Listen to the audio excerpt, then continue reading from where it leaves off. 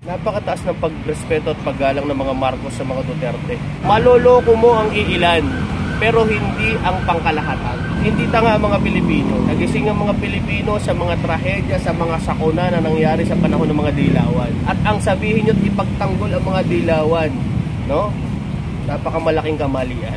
Kasi yung mga dilawan na yan, walang naglakas loob pabagsakin niya kundi si Pangulong Rodrigo Duterte lamang. Kailangan mong mahalin ang mga tao na nagmamahal sa ating bayan. 2021, 2022, magkakasama, napakadami natin. Sumisigaw tayo ng alyansang Marcos Duterte, di ba? Sinabi kong Sara, sasabihin pang bongbong. Nasaan yung integridad natin? Nasaan yung kredibilidad natin? Nasaan yung prinsipyo natin? Sinabi ni Pangulong Bongbong Marcos ngayon, kamakailan lang yung interview na to. Tinanong siya, doon pa sa Malacanang, kung ano yung statement niya tungkol sa issue ng ICC. Dito sa usapin, na ang gusto mo ba magdidesisyon sa'yo pag ikaw ay nakulong, pag ikaw ay magkakasala, pag ikaw ay mapaparatangan, ang maghuhusga sa'yo, dayuhan, na hindi naninirahan sa iyong bayan. Kakalungkot, marami ako nakikita mga nagpo-post na vloggers na sige, papasukin nyo yung ICC rito para panagutin si Digong nyo, ang tawag nila kay former President Rodrigo Duterte. Grabe, pero kung tinitignan ko yung mga account nila, nung presidente ba si Pangulong Digong, ang sinisigaw nila, pagbabago Duterte. Tapos ngayon, lilinlangin nila yung mga kababayan natin at sasabihin nilang criminal si Pangulong Rodrigo Duterte. Kaya nasabi ni Senator Amy, ang pangit naman tingnan kung binalimbing na sila noon, ngayon sila naman yung mambabalimbing. So, madali magpatawad, no? Nakapagpatawad na, pero yung magkaroon ka ng isang kaalyado or kaibigan na talagang itinaya yung pangalan, no?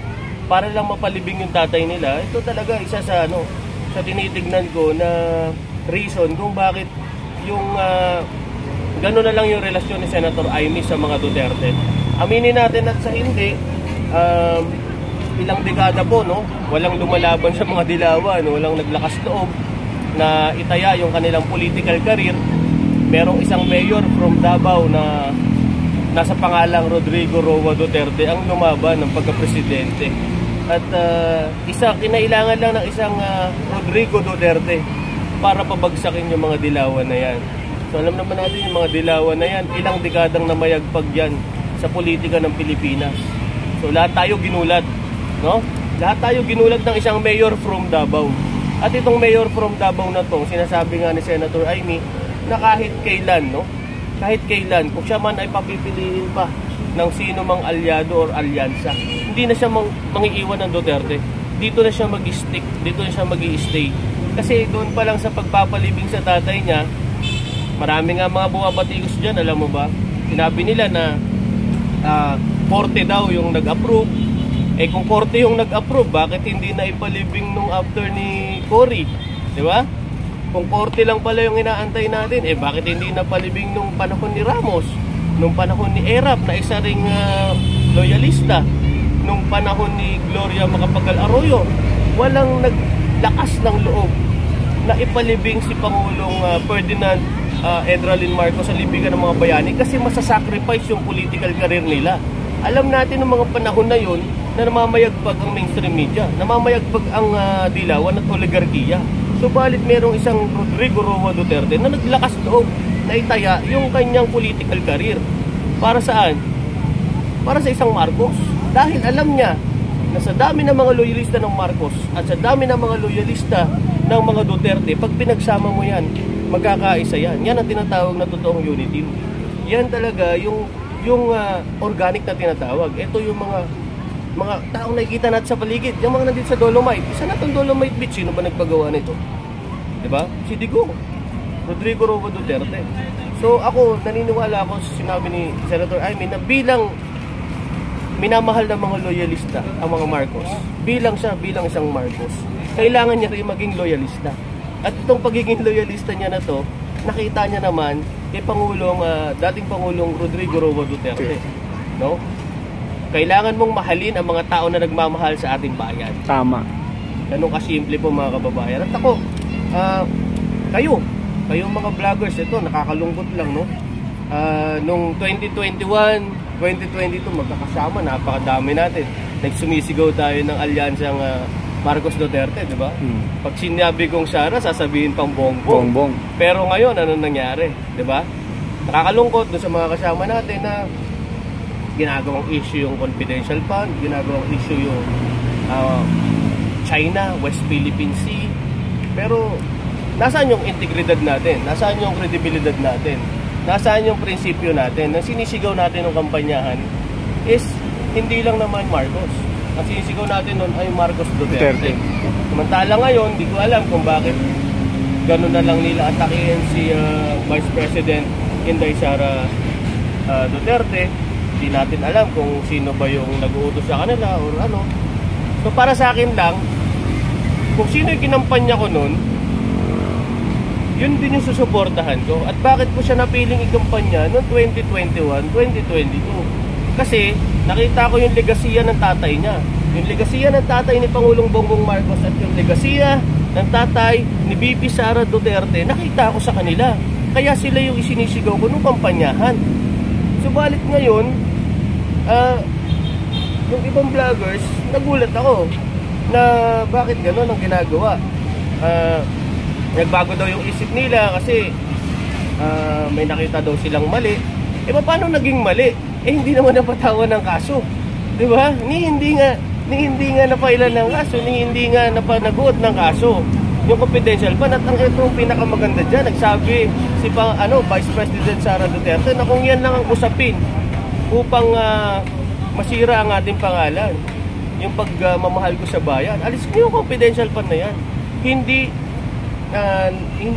na nasasaklawan or hindi nakabase dyan sa confidential fund na yan yung pagsisilbi ko sa bayan, sabi ni VP Sara Duterte.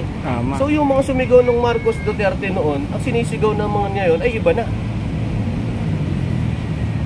Mas gugustuhin na daw nila na magkaroon ng ka-unity na dilawan kaysa sa magkaroon ng kriminal na mga Duterte. Grabe. So pinaparatangan na nila yung mga Duterte na kriminal. Para nabaliwala yung dating sinisigaw. Paano natin sabi na pinaparatangan nila?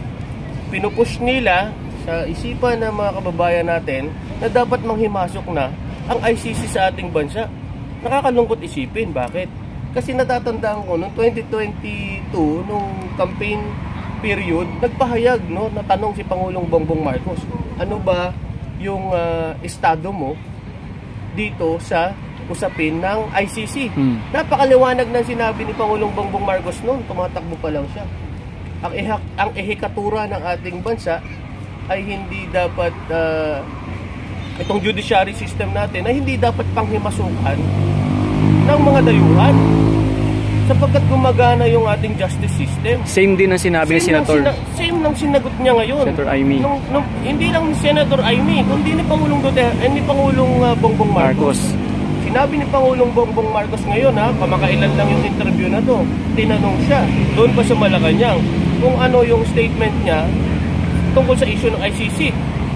Isa sa magandang paliwanag dyan, itong nangyari kay former Senator Laila de Lima.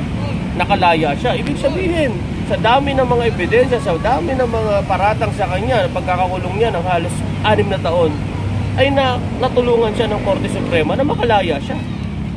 Tapos papapasukin mo yung mga dayuhan dito.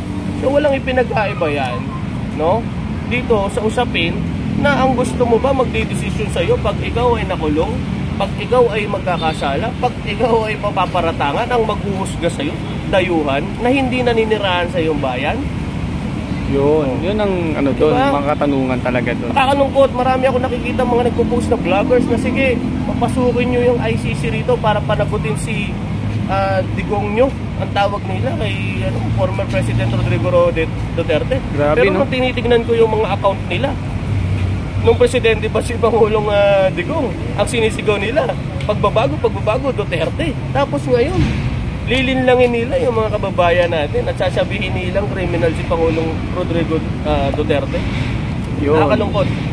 Ayan ang sinasabi na pagpapakalat mo ng maling impormasyon, nililinlang mo yung tao. Kasi nung sinuportahan ka ng ating mga kababayan noon, kaya ka pinapanood, kayong mga vloggers kayo, kaya kayo pinanood noon dahil ang sinusuportahan nyo ay alyansang Marcos Duterte. At ngayon, lilinlangin nyo yung mga tao. Sasabihin nyo na ang mga Duterte ay masasama. Eh bakit nung sinisigaw nyo nung kampanyahan, isa nga kayo siya nagpanalo kay VP Sara Duterte. Pero ngayon na sinisigaw ninyo, impeachment laban kay Sara Duterte. So nasaan ang integridad nyo? Nasaan ang credibility nyo? Nasaan ang prinsipyo ninyo? Kaya ako matapos man, kung ano man, pagpapatuloy ko pagsuporta sa alyansang Marcos Duterte. Kasi yan ang nakita ko. Nakita ko talaga na magpapatuloy ng pagbabago ng ating bansa. Daming gising na Pilipino, no? Kahit saan ka magtanong, nakakalungkot lang, pinagsasabong nila. Literal na sabong yung Sara Bongbong. Pero malabo. Hanggat nandiyan ng super ate ng Pangulo, hanggat nandiyan si Pangulong Bongbong Marcos na naniniwala kay VP Sara Duterte, napakataas ng pagrespeto at paggalang ng mga Marcos sa mga Duterte na binibigyan kulay lang ng mga iilang personalidad, lalong-lalo na itong mga nagpapakalat ng maling impormasyon sa mainstream at social media. Tandaan nyo, kaya tayo nanalo noong 2022 kasi ang mga Pilipino ayaw nang manood sa mainstream media. Mas pinapaniwalaan na nila mga vloggers at ang social media. Pag kayo ng mga vloggers ng social media ay walan kayo ng integridad, ng kredibilidad sa inyong pagpapahayag, mautuon nyo man ang ilan, no? Merong tayong kasabihan, maloloko mo ang iilan, pero hindi ang pangkalahatan. Maloloko mo sila ngayon, pero hindi habang panahon. No? Hindi tanga ang mga Pilipino. Nagising ang mga Pilipino sa mga trahedya, sa mga sakuna na nangyari sa panahon ng mga dilawan. At ang sabihin nyo, ipagtanggol ang mga dilawan, no? Napakamalaking kamalian. Kasi yung mga dilawan na yan, walang naglakas loob pabagsakin niya kundi si Pangulong Rodrigo Duterte lamang. So pagiging loyalista, hindi lang po yan naging loyalista ka sa tao, dapat sa tamang tao, hindi sa maling tao. Ayan po, ang vlogger ng bayan, Kags TV, mga kababayan ko.